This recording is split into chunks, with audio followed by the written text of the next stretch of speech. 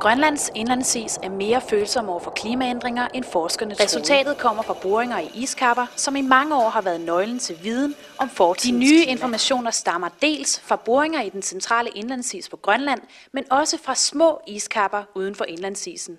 Ved at måle isens indhold af tungere vandmolekyler er det nu muligt at se højdeforskelle i iskapperne.